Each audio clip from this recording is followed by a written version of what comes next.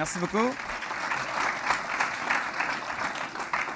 Je suis content d'être ici pour pouvoir vous parler de ça. C'est une présentation avec beaucoup de contenu technique, donc je pense que vous allez aimer ça. Puis je vous encourage à poser des questions à la fin, là. C'est vraiment pour moi un sujet passionnant, puis j'espère que vous allez aimer ça. La présentation est faite en style Montréal, là, le fameux Montreal style, c'est-à-dire tout est en anglais, mais je vais parler en français. C'est juste la façon qu'on fait ça. Bon. Donc, on commence tout de suite avec pourquoi l'Internet of Things, c'est à la mode, puis tout le monde parle des problèmes de sécurité autour de cet environnement-là. Bien, il y a Brian Krebs, un journaliste très connu en cybersécurité, qui s'est mis à en parler, puis depuis ce temps-là, ça c'est l'an dernier, depuis ce temps-là, c'est vraiment non-stop. Mais ça fait plus longtemps que ça que vraiment que moi, je m'attaque à ce problème-là. Mais un des points tournants, ça a été l'attaque de 1,5 TB par seconde effectuée sur OVH. Puis, ce qui est rare dans le cas de ces attaques-là, c'est que souvent, les journalistes inventent des chiffres. Tandis que là, on a eu droit à un tweet du CTO de OVH qui nous a montré des logs comme quoi, pour de vrai, ça s'est rendu à 1 TB. Là, ici, à ce moment-là, il était à 1 TB. Plus tard, il est arrivé plus loin. 1 TB de trafic par seconde, il n'y a pas grand-chose qui peut survivre à ça, là. Donc, c'est vraiment une attaque cheap qui réussit à boucher des tuyaux d'Internet. Puis c'est quelque chose donc qui est grave juste à cause que c'est, dans le cas présent, des caméras puis des DVR qui étaient connectés à Internet puis qui étaient infectés. Donc, vraiment, des devices qui n'ont pas été conçus avec beaucoup de sécurité, qui ne devraient pas normalement être sur Internet, mais parfois le sont parce que, tu sais, il y en a des milliers, puis à un moment donné, 1% d'épais, ça fait quand même des milliers, dans le cas présent, 145 000 caméras DVR. Tu sais, il ne faut pas non plus, c'est pas toujours des épais, là. Des fois c'est plus de la naïveté, il ne faut pas assumer que c'est de la malice, ou principalement de naïveté, de l'incompétence. Donc ça, là c'est là où il dit que ça s'est rendu à 1,5 TB. Le IoT, donc ça fait depuis 2014 que j'étudie ça. C'est une présentation que j'ai donnée au Hackfest il y a 2 ans, dans le temps où je travaillais chez i7. Donc, ça fait vraiment très longtemps que ça m'intéresse comme milieu. La présentation d'aujourd'hui, ce qu'on va couvrir, c'est vraiment la problématique de comment partir à la chasse de ces samples-là. En quoi c'est différent de la chasse de malware Windows traditionnel ou de malware de desktop traditionnel. Donc, comment collecter les menaces. Là, on va arriver au sujet des honeypots. Je vais vous parler d'honeypots pendant un bon moment. Il y a une intro aussi, là, pour ceux qui ne savent pas c'est quoi. On va parler maintenant une fois qu'on a des samples, donc des fichiers exécutables malveillants. Comment on fait pour les reverse engineering? C'est quoi les problèmes spécifiques à cet environnement-là? Ensuite, une fois qu'on a reverse engineering le sample puis qu'on est en train de regarder la menace, on a des problèmes de collecte de données. Il faut se mettre à infecter des machines puis à collecter les données. Puis là, ça, c'est des nouveaux problèmes. Puis je vais vous donner, nous, qu'est-ce qu'on fait. Ensuite, je vais couvrir 3 cas d'analyse ou d'enquête, si on veut, sur du malware IoT que j'ai effectué. Ou avec des stagiaires. Puis, on va parler un peu du futur, puis aussi de comment les développeurs devraient approcher le développement de systèmes embarqués pour penser à la sécurité plus tôt, en espérant corriger les problèmes en amont. Donc, pourquoi je suis là pour vous parler de ça? C'est ça, j'ai été présenté, donc on va aller rapidement là-dessus. Mais pour ceux qui ne connaissent pas les 2 initiatives dont je suis bien fier, il y a Montréac, donc, qui est des workshops de sécurité. À chaque mois, on résout des exercices concrets de style CTF. Donc, vraiment, on attaque des problèmes de reverse engineering, de forensic, de l'application web. Donc, c'est vraiment quelque chose qui est fait pour apprendre. Beaucoup d'étudiants qui participent. Puis pour moi, c'est vraiment une belle place pour recruter. Donc, vraiment, les gens qui participent à ça, souvent, ils ont une passion. Puis c'est là que tu vois que les gens se démarquent. Je suis aussi, pour le NordSec, je m'occupe des formations, puis du Hacker Jeopardy. Le NordSec, ça a commencé à l'Université de Sherbrooke. C'était le Hackos, avant US pour l'Université de Sherbrooke. Le nom a changé parce que Hackos, c'est pas vendeur pour les partenaires. Puis aussi, il y a du monde, tu sais, pour le monde au Québec, ils comprenaient que c'était l'Université de Sherbrooke, mais le monde des États-Unis, les commanditaires américains, ils pensaient genre Hack US. Puis ils étaient comme, là, voyons donc. Voyons donc, on va commanditer ça, cette affaire-là. Donc, on a changé le nom. Puis ça s'est déplacé à Montréal parce que les gens ont fini leur maîtrise bac puis ils sont partis à Montréal pour le travail. Donc, ça fait vraiment longtemps que je fais ça. Je suis aussi présentateur. J'ai présenté à Black Hat Europe, Virus Bulletin, BotConf, DerbyCon. J'aime vraiment ça, partager, en fait, les affaires qu'on fait dans le but de, puis, tu sais, technique concrète, dans le but que vous autres aussi, vous puissiez faire ce genre de travail-là, comme vous donner des cues, des idées pour commencer. Avant, j'ai fait de la recherche en logiciel malveillant, puis j'ai aussi enseigné, j'ai été chargé de cours à l'ETS pendant 5 ans en sécurité. Donc, le problem area, l'Internet of Things, moi, j'aime pas le IoT buzzword. Là, puis là, maintenant, toutes les conférences, ils ont leur fameux panel ou talk IoT. Puis là, moi, je me pogne la tête un peu. Puis je suis comme, comment je fais pour me démarquer sans mettre le buzzword? Puis à chaque fois que je parle de Embedded Systems, ben, on dirait le monde, il trippe moins. Tu sais, c'est moins comme, oh, le feu, la planète se fait attaquer, tout est pété. Mais en fait, c'est ça du IoT. C'est un Embedded System. Donc, un petit CPU qui n'a pas beaucoup de mémoire, ça coûte pas cher à faire. Mais vu que les CPU sont rendus plus puissants, ben, on met un full Linux dessus, généralement. T'sais. Alors qu'avant, on n'avait pas vraiment de système d'exploitation, donc tu ne peux pas vraiment rien faire avec une fois que tu as compromis l'environnement. C'est vraiment l'existence de Linux, les coûts qui baissent, puis les capacités qui augmentent, qui créent cette espèce de menace-là qu'on vit en ce moment. Il y a du réseau, parce que sans réseau, ben, il y aurait pas ce ne serait pas un problème d'échelle, d'attaque mondiale comme on a là. Puis généralement, il n'y a pas d'interface utilisateur. Donc ça, c'est quelque chose que je vais revenir plus tard, parce que c'est vraiment ça qui change la façon d'approcher le malware. Quand ça devient vraiment un plus grave problème pour le IoT, c'est quand on expose Telnet ou SSH. Quand on commence à faire ça, là, tu sais, c'est plus des interfaces custom Android que là, il faudrait que tu compromettes des téléphones pour réussir à accéder au périphérique. C'est carrément genre, tu scannes, puis il y a du monde qui vont les brancher à l'envers, ces affaires-là, etc. Donc, aussi, s'il y a un full user LAN, donc une switch Cisco avec sa petite console qui ne fait pas grand-chose, c'est moins pire, puis c'est plus dur de faire des attaques de masse que quand tu as carrément un shell ultra flexible que tu peux faire n'importe quoi, downloader d'autres exécutables puis les exécuter. Donc, en général, c'est BusyBox. Puis ça, on en voit, les DVR, ils ont tous BusyBox par défaut. Quand tu as des credentials par défaut, donc des username password par défaut global à toute ta ligne de produits, admin est un bon exemple.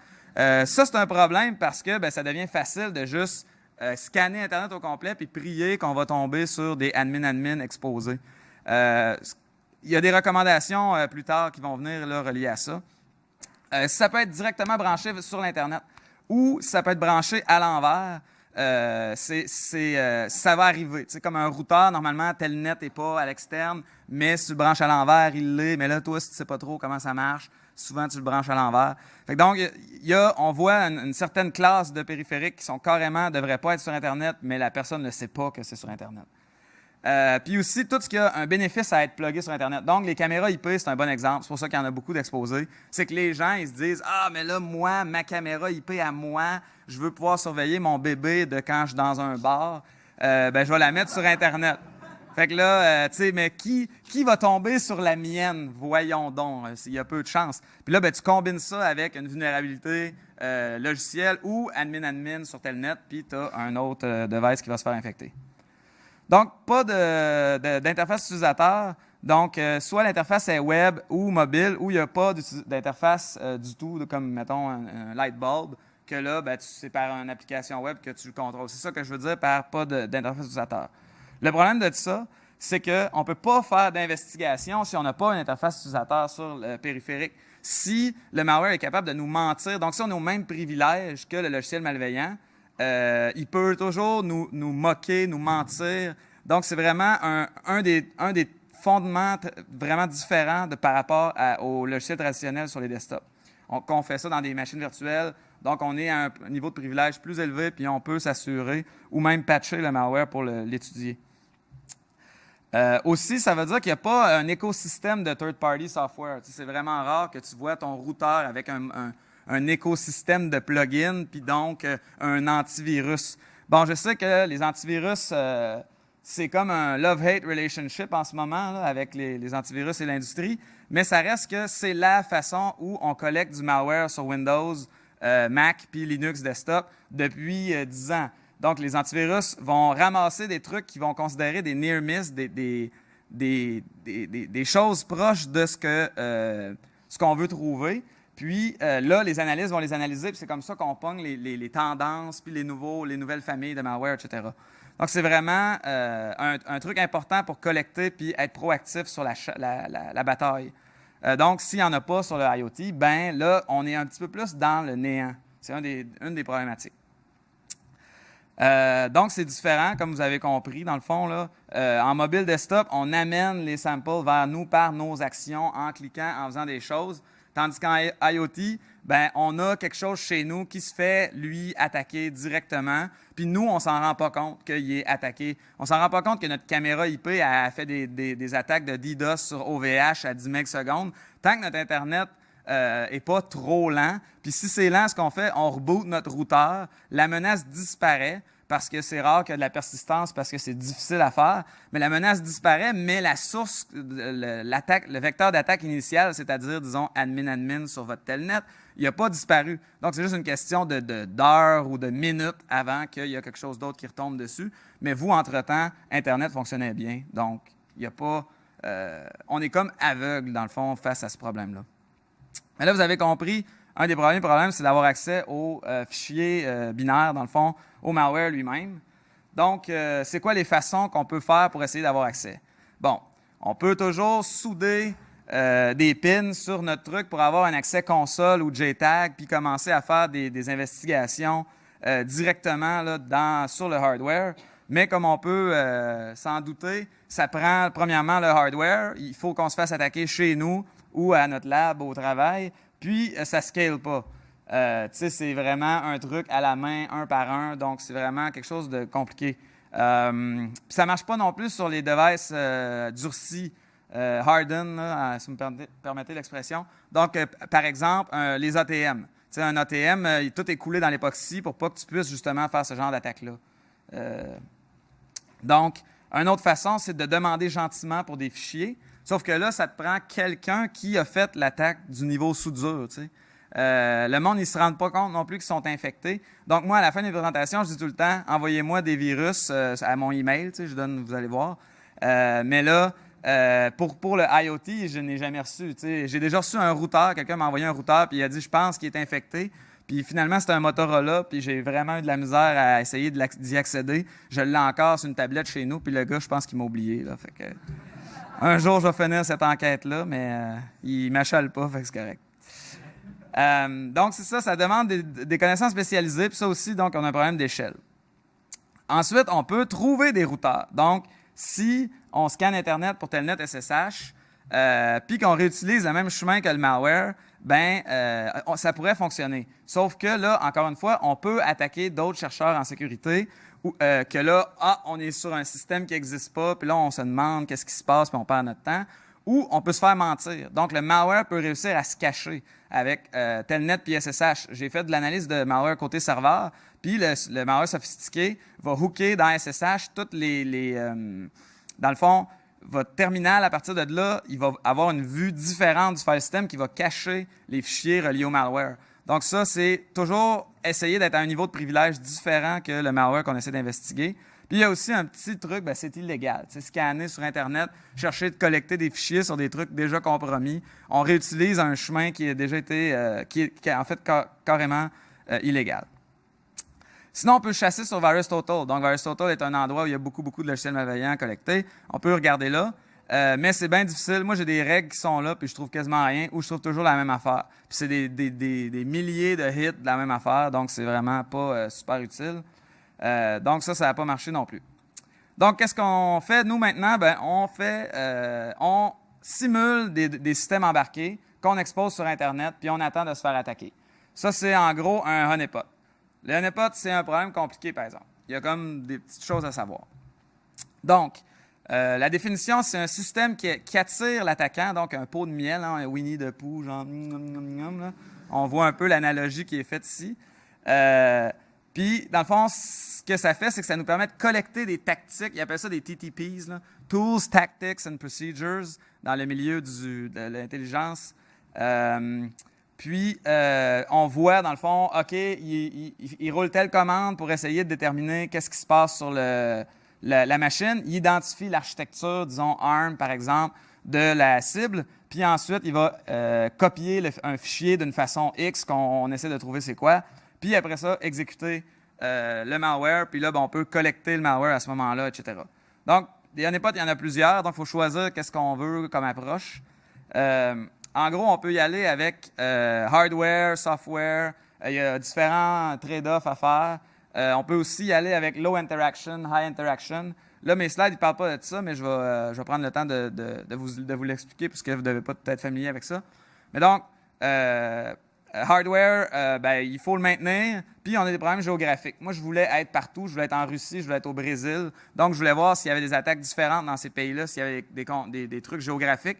Donc, il a fallu, pour moi, le hardware n'était pas une approche intéressante. Tandis que software, c'est plus lent, on le déploie dans le cloud, on n'a pas des super bons IP sexy à attaquer, mais les scanners qui scannent Internet au complet, ils nous pognent pareil. Mais c'était plus flexible, ça coûte moins cher, puis je pouvais être géographiquement distribué. Donc, nous, c'est ça qu'on a fait chez GoSecure. Maintenant, je vous ai parlé de low interaction puis high interaction. High interaction, tu donnes un système complet, réel, mettons un Linux embarqué de la bonne architecture, puis tu attends de voir l'attaquant ce qu'il va faire, puis tu as le doigt sur le piton, genre pour comme détruire la VM ou couper le réseau, parce que l'attaquant peut se mettre à faire des trucs qui vont mettre toi ou tes IP dans la merde. Un exemple, un attaquant, puis ça m'arrive, j'en ai déployé des systèmes comme ça. J'ai reçu une lettre à un moment donné d'abus de Sony Pictures qui disait que j'étais en train de dédosser le PlayStation Network. Fait que là, j'étais comme, bon, OK, on va aller voir. Je regarde ce système, puis oui, le système, la ligne était saturée, il attaquait Sony. Fait que là, j'ai fait pause, puis là, j'ai comme pris les fichiers, puis j'ai détruit la VM, puis j'ai dit que j'étais désolé. Fait que ça, c'est plate parce que tu peux pas comme partir. J'arrive d'Ottawa, j'étais 1 semaine et demie là-bas à écrire du code avec plein de monde du gouvernement, puis c'était cool. Mais quand tu as des high interaction honeypots, tu peux pas faire ça. Il faut que tu sois proche, faut que tu sois réactif à tes emails. Ça prend pas de temps avant que ça arrive non plus. Donc, le low interaction honeypot, lui, il est faux, dans le fond. Il est pas capable d'exécuter le malware. Fait qu'il fait juste collecter le malware. Puis là, ça devient une espèce de game d'inception. C'est que là, vu qu'il est faux, les gens peuvent essayer d'identifier c'est quoi. Mais toi, dans le fond, tu peux regarder qu'est-ce qu'ils font pour identifier c'est quoi, puis là, pousser la game, puis comme rajouter des étapes de « Ah ouais, mais là, ça, tu m'as demandé ça, là, maintenant, je te réponds la bonne affaire parce que j'ai regardé qu'est-ce que tu as posé comme question. » Fait que ça devient une espèce de arms race avec les bad guys. Mais ça fonctionne. La semaine passée, pendant que j'étais à Ottawa, on a modifié le honeypot que je vais vous parler dans cette présentation-là, puis on est passé de collecter très peu de samples à en collecter des centaines par jour. Donc, on a menti juste assez. Puis là, à un moment donné, on va envoyer le code open source, mais pour l'instant, on garde cet avantage-là tactique contre les bad guys. Mais bon, c'est une autre histoire. C'est la balance, finalement. Donc, voici l'architecture de notre honeypot. Donc, c'est ça, le système de low interaction que je vous parle, c'est Kari, qui est à droite. Moi, j'émule, dans le fond, un routeur avec ça, un environnement BusyBox, puis un service Telnet. J'ai pris un firmware, puis j'ai regardé le file system, puis j'ai copié le file system dans le faux Kari. De l'autre côté, je voulais rouler des vrais samples. Donc, je voulais pouvoir aussi faire partie du botnet que je ciblais. Donc, j'ai déployé sur un QEMU, un Linux ARM, des images de Debian de Orel. Puis, j'ai roulé le sample carrément dans l'environnement. Devant ça, je savais qu'il y avait du HTTPS que je voulais déchiffrer. C'est une des enquêtes que je vais vous parler plus tard. Puis j'ai mis un process, dans le fond, qui fait de la décryption HTTPS. Là, ça, bien sûr, ça donne des erreurs de certificat. Je n'ai pas comme inventé une attaque sur HTTPS tout seul. Mais le malware étant automatisé, moi, je me suis dit, j'ai des chances que ça marche puis que la personne ait fait moins insecure parce qu'il était tanné d'avoir à gérer des erreurs dans différents réseaux. Puis juste, OK, c'est pas grave, on validera pas les certificats. Ça a marché. Dans le host, dans le fond, ça, c'est comme un Docker container puis un QEMU. Dans le host, avec iptables, je redirige les affaires où j'en ai besoin. Donc, le port telnet, finalement, ça s'en va vers mon Kari. Puis, le trafic SSL, je l'envoie vers mon process de man in the middle. Puis, bien sûr, je fais une full packet capture devant ça parce que pourquoi pas. Donc, pour les components que j'ai utilisés, le full packet capture, c'est Domcap. Le QEMU, je vous l'ai dit, dans le fond, les images de Debian. Low Interaction, on n'est pas, on utilise Kari. Puis le HTTPS Man in the Middle, c'est MITM Proxy, qui est vraiment un super bon tool. Un petit peu moins, les gens à Pentest utilisent BetterCap, un petit peu moins long terme. Pour moi, Man in the Middle Proxy a été un petit peu plus difficile à faire marcher, mais vraiment un choix supérieur pour faire de l'analyse de long terme. Kari, donc, il permet d'émuler un file system, modifier l'output des commandes par défaut. Il est facile à patcher parce que c'est écrit en Python et c'est du twisted. Le seul problème qu'on avait à l'époque, c'est qu'il n'y avait pas de telnet. Ben là, j'ai décidé de l'implémenter. Donc, ce honeypot-là, maintenant, il supporte telnet, puis c'est nous autres qui avons envoyé la pull request à Michel qui maintient ce projet-là. Puis j'ai même eu des petites creds sur Twitter. Là, on m'a dit merci, c'est fantastique. Puis en plus, ça a été fait avant que Mirai arrive. Mirai qui a fait bien du DDoS damage. Puis tout le monde étudie Mirai avec Kari. Donc ça a été une belle contribution. Puis ça a permis aux autres de faire plus de recherche. Donc le Man in the Middle Proxy, moi c'était pour intercepter du SOX Proxy Traffic que je redirigeais l'HTTPS qu'il y avait dedans. Il y a une librairie qui te permet de parser les logs puis extraire la data. Donc, un des problèmes avec du full packet capture, c'est que le HTTPS, tu ne vois pas dedans, mais Wireshark est vraiment un outil fantastique pour se promener dans du trafic réseau. Par contre, là, à partir du moment où moi, je déconstruis SSL, ben, je ne peux pas le remettre dans Wireshark vraiment le trafic parce qu'il aurait fallu que j'invente des frames. Tu sais, ça change, dans le fond, ta couche TCP puis HTTPS. Tu sais, oui, j'aurais pu le remettre dedans puis faker, mais c'est pour ça que BetterCap, pour moi, en ayant des logs statiques qui n'étaient pas machine parsable, il n'était pas utile pour moi. Donc, c'est vraiment Man in the Middle Proxy, créer des logs machine parsable que tu peux corréler avec TP4 pour vraiment faire une bonne investigation. Donc, vraiment, très cool librairie que je recommande. Full Packet Capture, un truc que je vous suggère, c'est de faire de la rotation au jour. Sinon, les PCAP deviennent trop gros. Puis, c'est Wireshark ou T-Shark, il faut qu'ils reconstruisent tous les streams TCP, dans le fond, pour pouvoir fournir du filtering de haut niveau. Donc, plus le PCAP est gros, plus ça va prendre la mémoire, puis plus c'est long. Donc, splitter au jour, ça fait des PCAP assez petits. C'est environ 20 MB par jour sur un telnet exposé sur Internet. Puis ça se travaille bien. J'ai des scripts aussi pour comme les combiner pour faire des analyses plus poussées. Puis ça, tu peux utiliser plusieurs cores pour faire ça, donc ça va bien. Ensuite, je vous conseille de capturer tous les ports, de mettre votre SSH de votre serveur sur un port différent, puis de le filtrer. Comme ça, quand vous copiez vos fichiers pour les amener à la maison, bien, vous ne faites pas grossir votre PCAP, parce que là, si vous copiez vos fichiers, le PCAP grossit, il y a comme un effet de boucle, donc il faut penser à ça quand même. Donc maintenant qu'on a des samples, parce qu'on a déployé cet environnement-là, on commence à avoir des problèmes de reverse engineering. Donc, quelque chose qui est spécifique au IoT malware, c'est qu'on va tomber sur des fichiers qui sont statically linked puis strippés.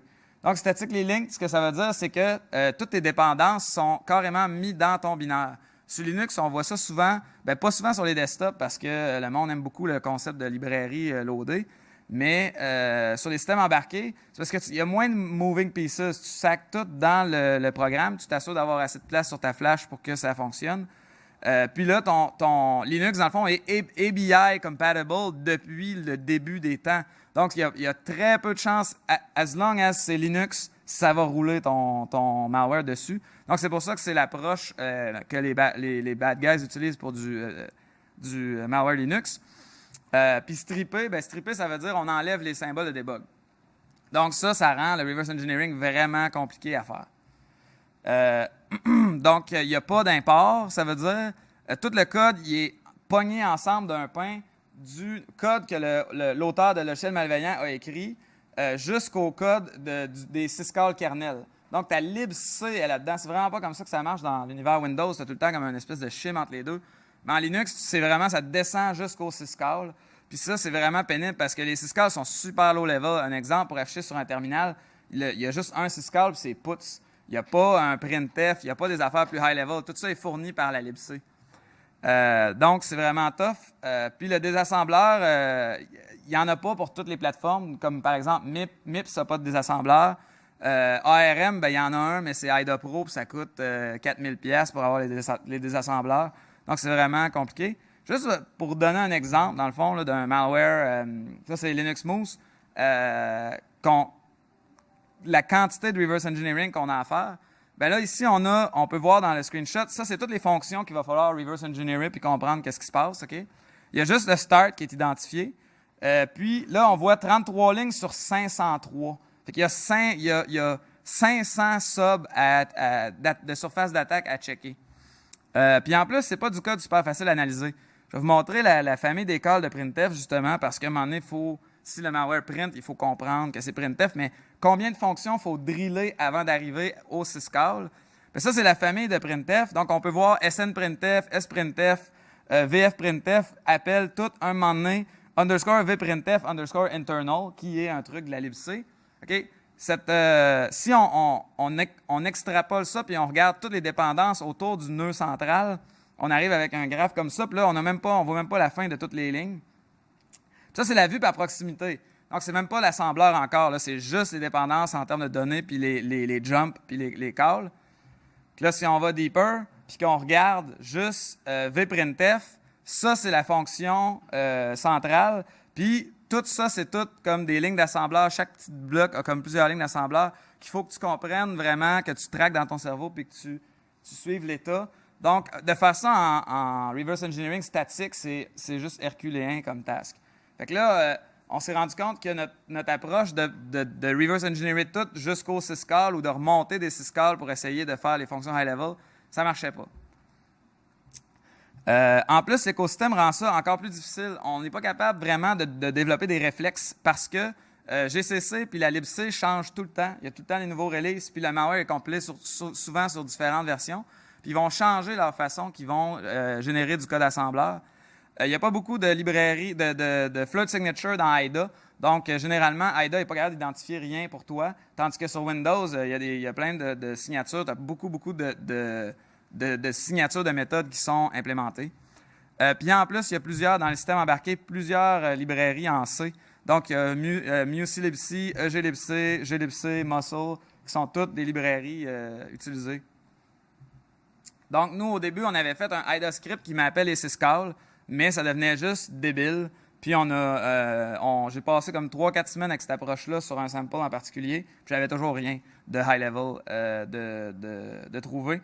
Donc, là, il a fallu que je rencontre des collègues, puis je fasse comme, bon, qu'est-ce qu'on fait, là? Ça n'a pas d'allure. Puis là, on a eu une idée. Tu reproduis l'environnement où le malware a été compilé. Donc, généralement, il y a des indices pour faire ça. L'architecture, puis la version de la libc, puis la version du compilateur, tu builds des librairies avec des symboles sous les mêmes conditions. Donc, vraiment, tu essaies d'avoir le truc le plus proche possible, mais avec les debugging symbols. Puis après ça, tu utilises bindiff pour mapper les fonctions. Donc, si je vous donne un exemple de qu'est-ce que ça donne, bien, à gauche, on a les subs non identifiés. Donc, c'est la colonne name primary. On voit toutes des subs avec pas, on ne sait pas dans le fond c'est quoi les fonctions. Puis, si on regarde les deux colonnes à côté, à name secondary, là, on voit les noms des fonctions. Puis, avec bindiff, ce qu'on peut faire, c'est importer les symboles d'un à l'autre. Donc là, on choisit tout ce qui a un haut de similarité puis un haut intervalle de confiance que c'est similaire. Puis on fait import en masse. Puis à partir de là, dans l'exemple présent, j'ai mappé 225 fonctions pour le malware, donc plus que la moitié. Puisque, tu sais, il y a des fonctions que tu n'as même pas besoin de checker. Fait que donc, ce que ça nous a permis, c'est au moins de revenir au main du malware, puis de regarder, puis là, faire comme « Ah, c'est ça qui se passait là. OK, c'est cool. Connect. OK, bind. OK. » Puis là, on continue à reverser en statique à partir de là. Les autres problèmes de reversing, l'analyse dynamique est difficile parce qu'il y a plusieurs contraintes, dans le fond. Des contraintes d'architecture, des contraintes de storage. Donc, s'il y a de la flash, bien, il faut émuler la flash. Fait que c'est pour ça que souvent, on a de la misère à faire du dynamique puis qu'une approche statique est préférable. Donc, une fois qu'on a réussi à reverser nos samples puis qu'on infecte, on fait partie du botnet puis qu'on collecte des données, bien là, on a un problème de quantité de données, donc collectées pendant plusieurs périodes, distribuées.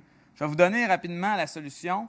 Je vais prendre un petit peu de vitesse, là, je regarde le temps qui reste, parce que j'ai encore beaucoup j'ai mes petites histoires de malware à vous parler. Donc, nous, ce qu'on a fait, c'est qu'on a centralisé ça sur un serveur, puis on utilise IPython Notebook comme une IDE de collaboration. IPython Notebook, ça va au-delà de juste faire de l'analyse de malware ou de participer à des enquêtes ou de faire du data analysis. C'est vraiment un bon outil. Si vous n'avez jamais touché à ça, je vous conseille de le regarder. Ça serait une bonne façon de faire des TP, par exemple. Tu gardes tes petits codes snippets, puis tu peux les saver puis les conserver puis pour plus tard avec la doc en Markdown avec. Ensuite, on utilisait des librairies assez scalable pour Python, donc Panda, NumPy, SciPy. On a aussi parallélé tout ce qui était heavy CPU, donc surtout le parsing de PCAP, avec GNU Parallel. GNU Parallel, c'est comme Xargs, mais comme ça à Coke. Par défaut, il va maximiser tous les cores de ton serveur. Donc, si tu as 24 cores, tu y passes un job, il va utiliser les 24 cores, puis c'est super facile à utiliser, là. C'est vraiment pareil comme Xarg, puis même mieux. Donc, un fantastique outil de data processing. Ensuite, tu utilises les bons outils pour les bonnes données que tu as. Donc, T-Shark pour les PCAP avec moins grand T, Fields. Tu extrais juste les fields que tu as besoin. Tu peux extraire le binaire, il va sortir en X. Tu fais un petit wrapper en Python, tu vas le revoir en binaire. Donc, c'est assez simple de faire un pipeline pour aller extraire le stock. Puis ensuite, Mandible Proxy Library, j'avais bien aimé ça. Donc, 3 cas de malware embedded. Premier, c'est Lizard Squad, que le nom de détection des compagnies, c'était GafGit. Ça, c'est la version censurée. Dans le fond, le vrai nom du malware ou les auteurs, c'était GayFag, qui était écrit dans le malware. C'est ça qui terminait la loop. Donc, les gars d'antivirus, ils ont trouvé ça drôle, mais ils l'ont censuré un petit peu. Fait que là, tout le monde appelle ça GafGit. C'était une chaîne carrément dans le malware. Lizard Squad était représenté sur Twitter par ce groupe-là. Donc, vraiment un groupe de kids qui font qui faisaient des attaques puis des petits malwares. Ils compilaient du malware qu'ils avaient volé ailleurs. Donc, c'est des Black Hats. Ils ont fait beaucoup, beaucoup de DDoS. C'est eux qui ont DDoSé le PlayStation Network puis Xbox Live le 25 décembre 2014. Donc, une attaque assez connue dans le milieu des gamers, disons. Ils ont fait aussi des menaces de mort. C'est là que ça s'est commencé pas de mort, excusez, de bombes. C'est là que ça a commencé à mal aller pour eux autres, puis la police s'est vraiment mise sur leur cas. Un des trucs qu'ils ont fait, c'est ils ont appelé, je pense que c'était American Airlines, pendant que le VP de Sony qui s'occupait de PlayStation était en avion, pour faire accroire que lui avait une bombe dans sa valise. Puis ils ont landé l'avion d'urgence. Ils ont comme pris ça full au sérieux. Je sais pas comment ils ont fait pour social engineering, là, mais ils se sont fait prendre au sérieux. Le VP de Sony a été fouillé, traité comme un mal, comme un terroriste. Puis là, il était tellement fâché, il a comme fait des plaintes, poursuivi la police, puis tout. Puis là, le monde se sont mis sur le cas de Lizard Squad. Fait qu'il y a eu, en 2016, il y a eu genre 7-8 arrestations en août 2016 reliées à ça, là. Mais pour de vrai, le malware est vraiment poche, en tout cas. Ils se sont mis à avoir un service de DDoS for hire, donc tu pouvais payer Lizard Stressor pour faire DDoSer des targets de ton choix. Donc, c'est des cyber rascals ou des cyber chenapans, là, ces gars-là. Dans le fond, c'est comme ça qu'on devrait appeler ça. Ils méritent une volée puis de rester grounded pour une couple de mois. Donc, Lizard Stressor a été... c'est comme clair que c'est relié à des hack routers. Le malware, il y a plusieurs affaires parce que le code source était public, donc tout le monde s'est mis à le modifier, puis il y a plein de variantes. Puis en fait, Lizard Squad, c'est comme un peu comme Anonymous, mais une version cheap, puis comme plus YOLO puis gaming, là. Mais donc, c'est ça, fait que c'est comme dur à traquer comme groupe. Ce que ça fait, il y a un scanner Telnet, plusieurs méthodes de flooding, puis ça supporte toutes les architectures. D'ailleurs, ça download toutes les malware samples d'architectures différentes en même temps. Ça essaie de toutes les exécuter, puis l'architecture qui match, dans le fond, continue à exécuter, les autres, ça ne marche pas. Fait que c'est vraiment une approche très pragmatique qu'ils ont. Puis à un moment donné, ils ont comme fait un update, puis là, ils ont même assumé dans leur code source, genre maintenant avec support des réfrigérateurs. Fait que, tu sais, les gars, ils savaient que ça pouvait affecter du IoT, dans le fond.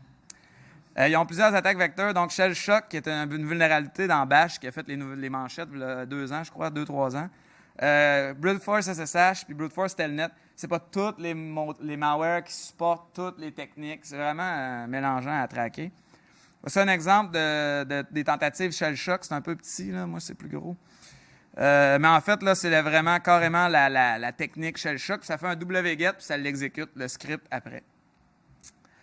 J'ai vu des variantes qui supportaient HTTPS, donc pour pouvoir faire du DDoS au niveau applicatif au lieu de juste réseau.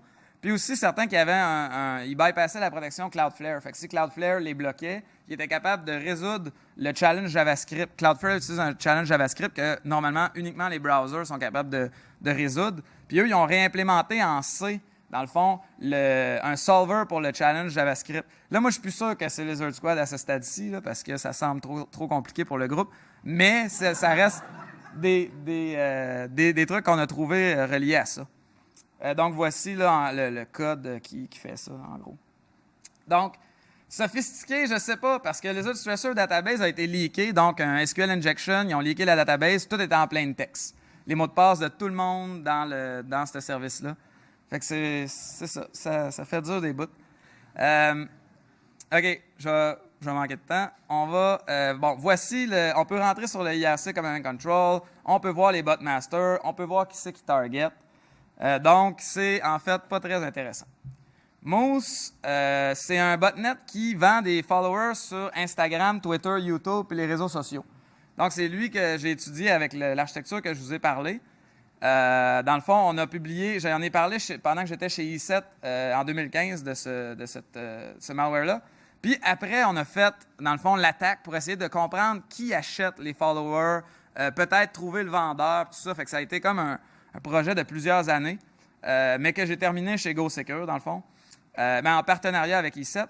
Donc, on a fait vraiment une attaque de man-in-the-middle pour réussir à avoir accès au trafic pas encrypté, c'est ce qu'on voit ici. On a publié un rapport en novembre dernier. C'est pour ça qu'on est allé à Black Hat parler de cette affaire-là.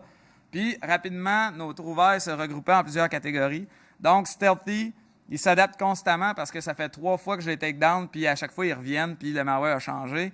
Il n'y a pas de victimes directes. Donc, les seules vraies victimes, c'est le monde qui se font avoir par quelqu'un sur Instagram qui est populaire, puis qui paye cette personne-là, dans le fond, pour porter sa montre ou son linge, mais que finalement, la personne a acheté ses followers.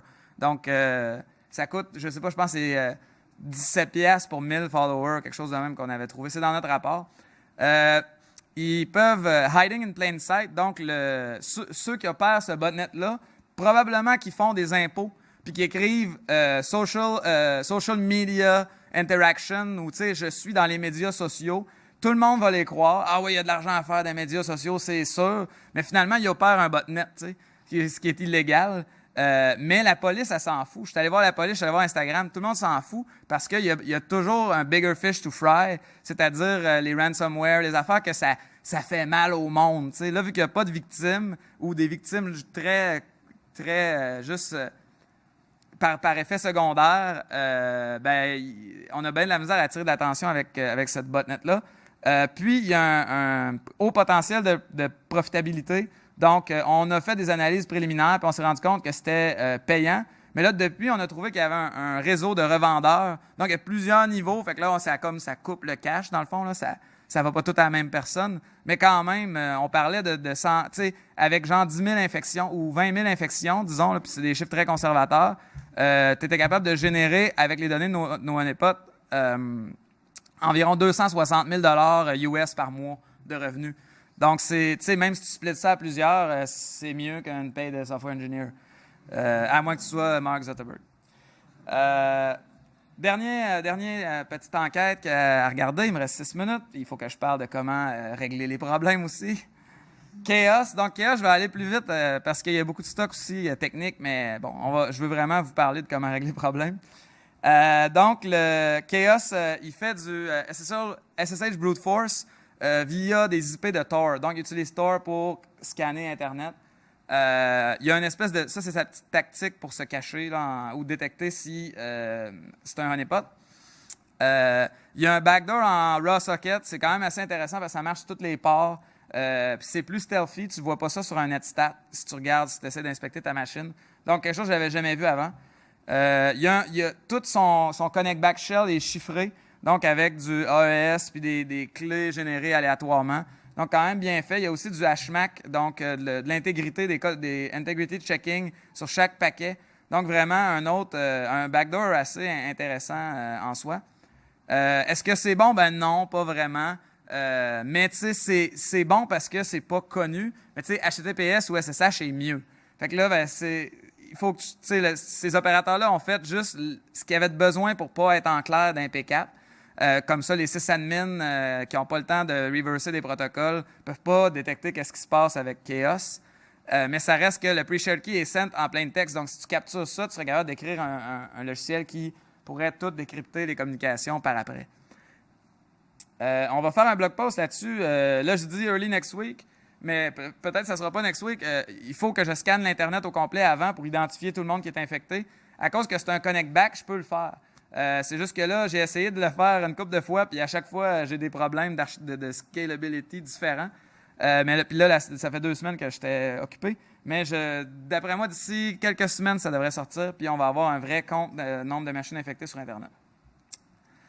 Donc, dans le futur, je veux faire d'autres choses par rapport à la chasse aux honeypots.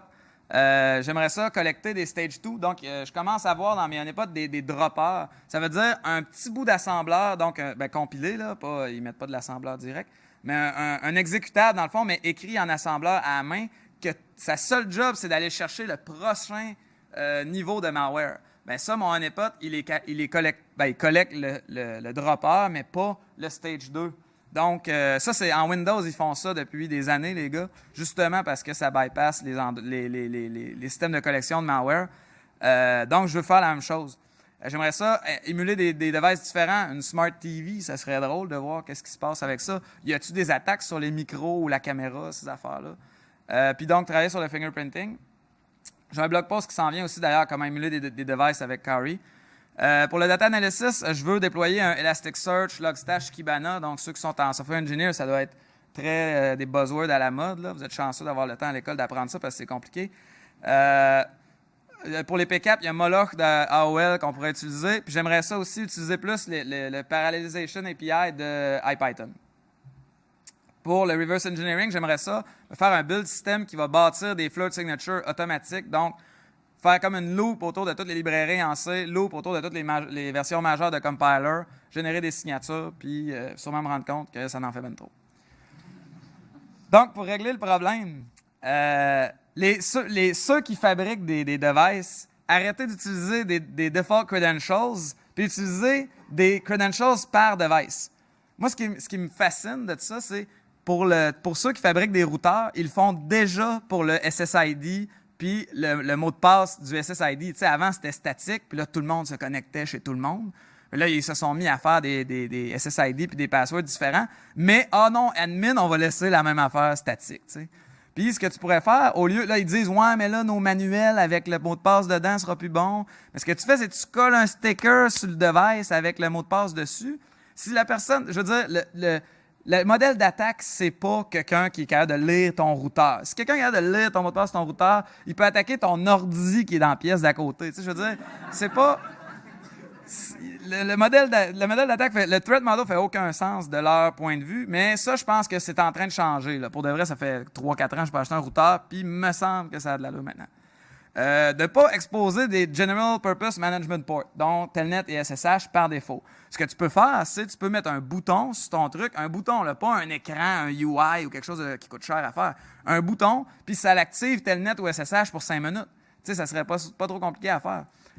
Ensuite, les consommateurs, changez les mots de passe. Tu sais, même si vous avez besoin de l'écrire sur un post-it, de l'écrire sur le device, puis j'irais même plus loin.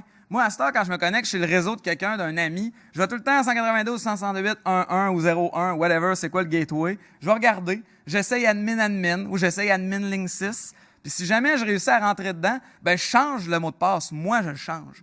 Puis je l'écris sur un papier, puis je le mets en dessous du routeur. Comme ça, la prochaine fois que le gars il essaie de se connecter puis que ça marche pas, ben il va pouvoir aller voir, voyons, qu'est-ce qui se passe? Puis là, il y a un nouveau mot de passe dessus.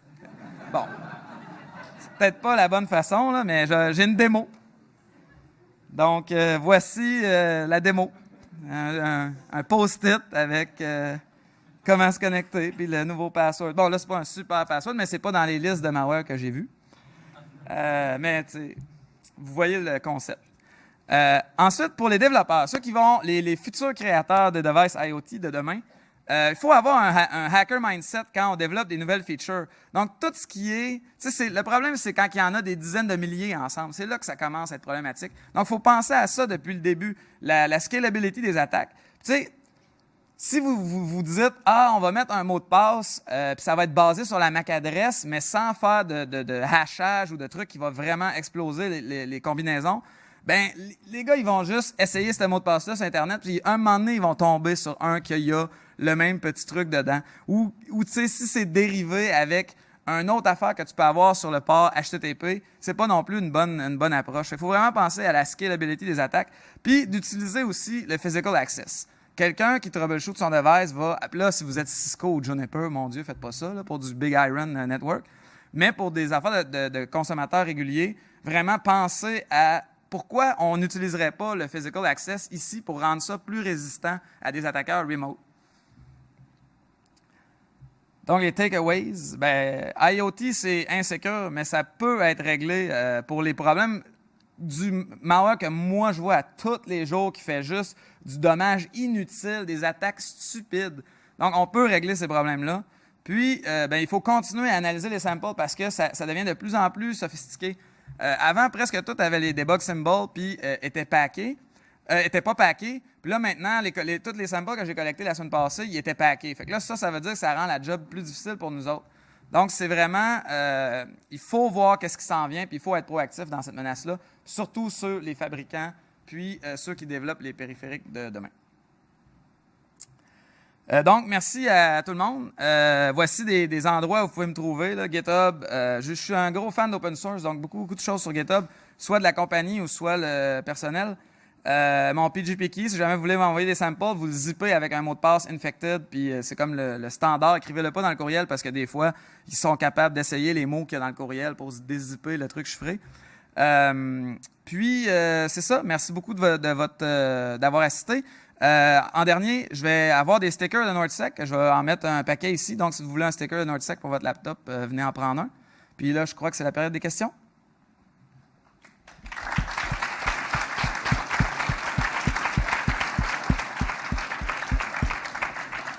On n'a pas beaucoup de temps, fait que juste gardez vos questions concises, s'il vous plaît.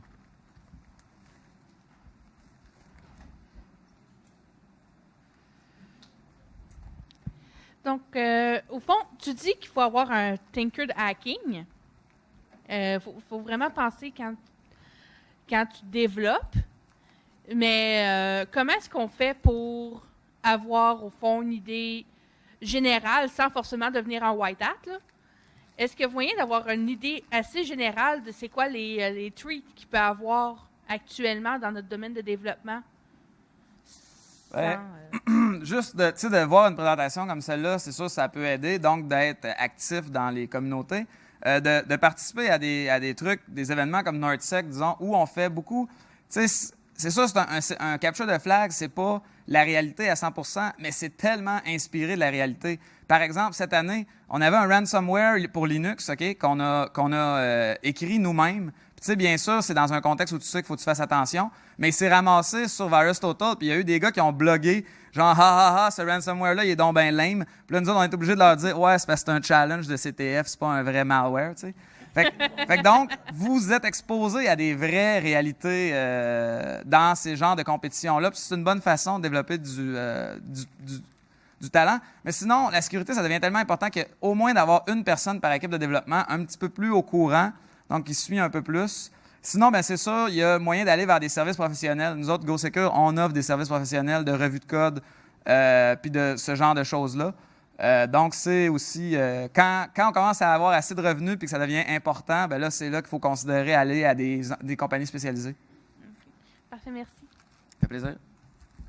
Ici. Bonjour. Oui. Qu'est-ce que tu penses du self-update pour les IoT? Il faut que ça soit fait un jour. Ça n'a juste pas de sens. Tu sais, là, on est chanceux parce que il n'y a pas eu de gros... Il y a pas eu de fin du monde du IoT. Mais disons, à un moment donné, tu trouves un remote bug dans OpenSSH qui est présent dans le code depuis 8 ans. tu vas tout péter Internet pendant des mois. Si là, il est facile à exploiter puis qu'il est stable à travers plusieurs architectures. Fait que là, il y a comme plein de si, mais ça reste que ça pourrait arriver. Tu sais, Shell Shock a été terrible à cause de ça. Puis du Shell Shock, tu exposes un HTTP sur Internet, aux 5 minutes, tu te fais fesser par cette affaire-là. Fait que l'auto-update va devenir à un moment donné inévitable. Là, le problème, c'est la difficulté de faire ça. Ça doit vraiment être compliqué en termes de QA de déployer ça. Microsoft, ça leur a pris comme 8 ans avant que ça ait de l'allure, tu sais, leur auto-update. Là, maintenant, ils sont sur la coche. Il faut leur rendre ça. Mais une compagnie là, qui se spécialiserait juste à régler ce problème-là puis qui revendrait ça à d'autres vendors, là, d'autres providers, aurait bien des chances de réussir. Parce que c'est un problème difficile.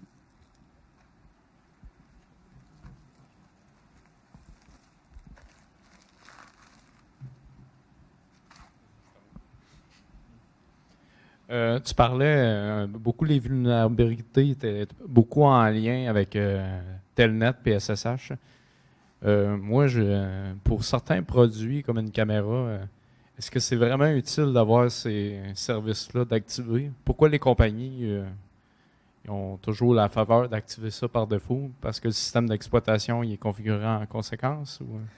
Moi, je pense que c'est pour le support. Puis, encore une fois, c'est là qu'il y a des recommandations comme mettre un bouton qui l'activerait. Parce que ça doit être, disons, quand ton interface web est plantée, là, tu appelles ton fabricant, puis tu es comme ça marche pas. Puis là, ils disent on va aller troubleshooter avec Telnet ou SSH. C'est comme un accès plus bas niveau, donc qui permet d'investiguer quand que les composantes de plus haut niveau ne marchent pas. Mais c'est vraiment, je suis d'accord avec toi, c'est vraiment une mauvaise idée, puis ça devrait pas être là, ces affaires-là, pas du moins par défaut. Tu pourrais peut-être avoir une switch qui met ton truc en debug, tu rebootes, puis là, il y a Telnet ou SSH d'activer. Mais encore une fois, ils veulent pas avoir d'appel, le monde qui achète ça, ils veulent pas savoir c'est quoi le mot debug. Puis, on a quand même un gros problème il n'y a pas assez de geeks sur la Terre, puis... c'est pour ça que c'est bon d'avoir du monde comme vous autres qui vont être capables d'aider leurs parents avec ces affaires-là dans le futur. Merci. Ça fait plaisir.